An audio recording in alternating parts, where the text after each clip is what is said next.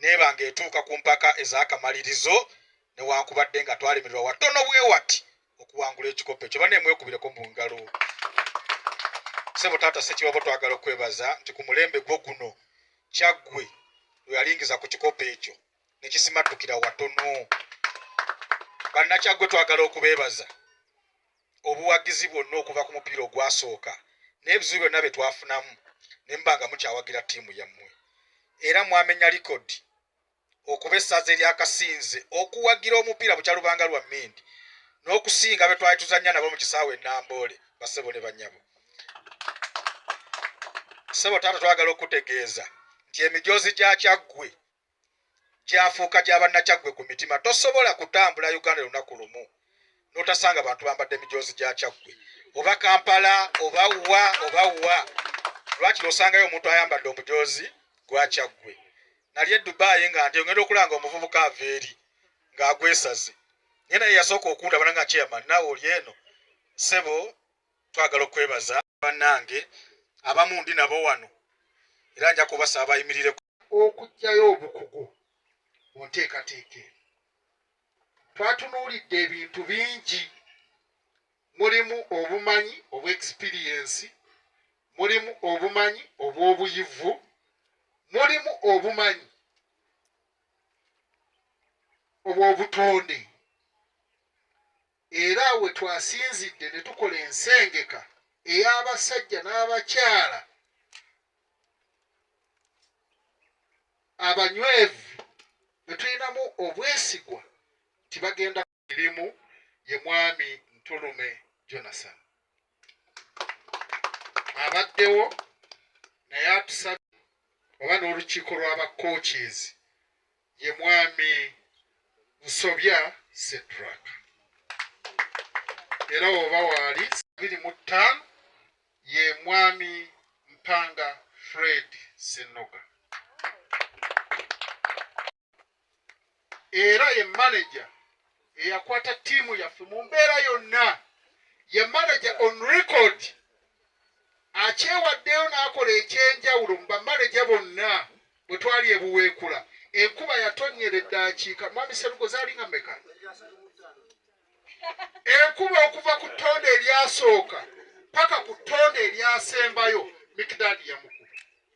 Kutuuka ku fayiro mwalaba Kyaggwe kyeyakola mu kisaawe Buddu ku lw'embasinkana nti bannabuddu mwatukuba bbusu. Abedda abaazannyako mu mizannyo egyo nga mwagimanya nga tukyali bato, bbusu kaali kazannyo kalungi nnyo, naye Buddu yatukuba bbusu. Era ne mbakakasa tukomawo mu kisaawe Namboole. Naye ate luno nga tetugenda kutuukayo butuusi wabula kutwala kikopo. Ttiimu eyavuddeko mwebale nnyo, mwebalire ddala. Neebaza ssebo omumyuka wange namba 2 enteekateeka eno gy'okoze okulaba nti Kyaggwe efuna olukiiko olujja olugenda okutambuza emirimu gy'omupiira mu ssaza lino Kyaggwe. Neebaza abo bonna abaali ku lukiiko oluwedde naye nga bakomezeddwawo ku lukiiko luno okugeza maneja Mikidadi. Mikidadi ono omupiira ogwatwala ku fayino ddala gwali mu bizibu, naye namulaba ng'ali mu kisaawe ng'alinga omuvule tayuuga atula kisaawe paka omupiira enkuba lwe yakya omupiira ne guddamu ate ne guggwa nga tuli bawanguzi. Tumukubireko mu bampadde management team ddala okuba nti okomyewo ate n'okukkiriza okuddamu okuteekateeka ensonga z'omupiira zino kakasa nti luno ate kijja kuba kijjo ni wali oyiga buyizi ate oba wali oyiga buyizi n'otuuka ku fayiro naye ate ng'omaze okutukwata bukusu n'abatijja weebale nnyo weebalire ddala abantu bangi naye ntegeezeddwa nti nindiriddwa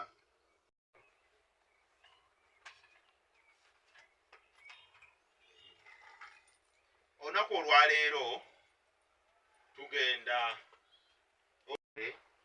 ate naawe osseeko omukono tokkiriza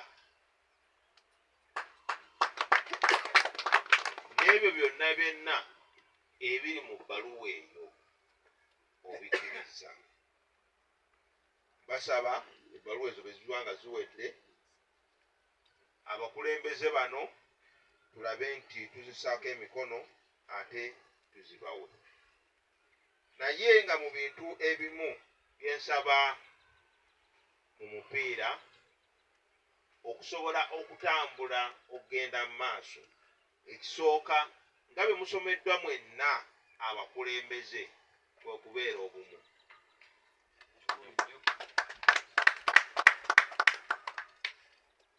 mubeere bumu mwogera kimu mutegeeragane omupiira gusobole okugenda mu maaso obulungi mbasaba abakulembeze tusale entotto okulaba butya bwe tusobola okufuna ensimbi okuvujjirira ttiimu y'essaza abali mu mupiira mukimanyi bulungi nnyo ebintu ebisinga okukaluubiriza ttiimu ng'oggyeko ttiimu z'amasaza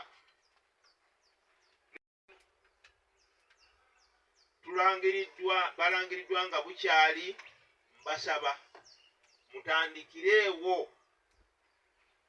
okulaba butya bwe tugenda okufuna ssente ezitambuza omupiira n'ekintu ekirala ng'omupiira gunaatambula bulungi okubeera abeerufu mu bye tukola okusooka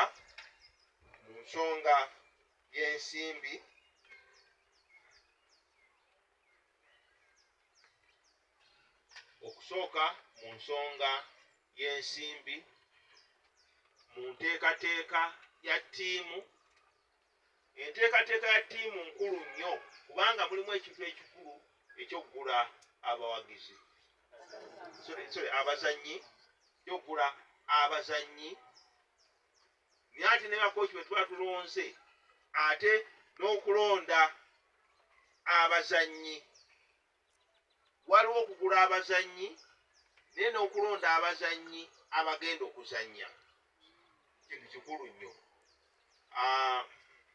katiimu kankubye ebbusu ku sande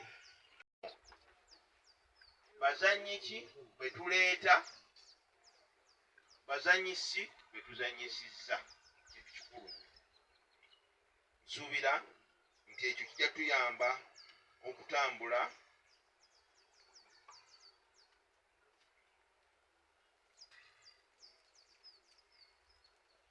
bikulu nga tuzannya omupiira kwe kubeera n'abawagizi ku kisaawe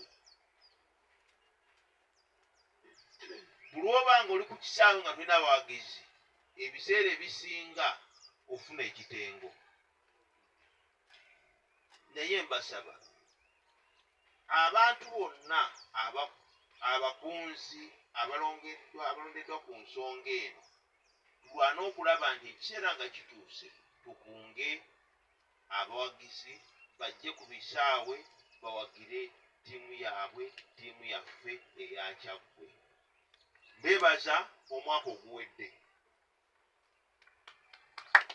nti abawagizi bajja ku kisaawe era ne bawagira ne ssente ne bazireeta era ne batambula n'okugenda ku bisaawe ebirala okugeza buweekula okusobola okutambuza omupiira. Kino kigenda era olukiiko olw'okuntikko. Mbasaba mutuulenga wansi muteesaganyenga ate mukkiriziganyenga mu bwangu.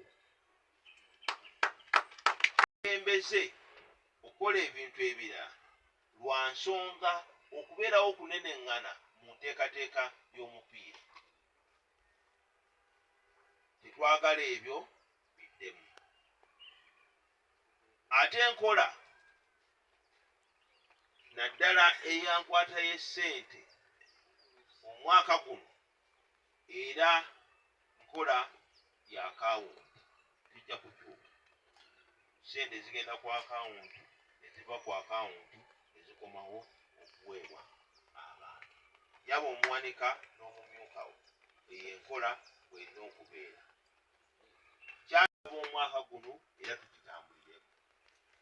Tujja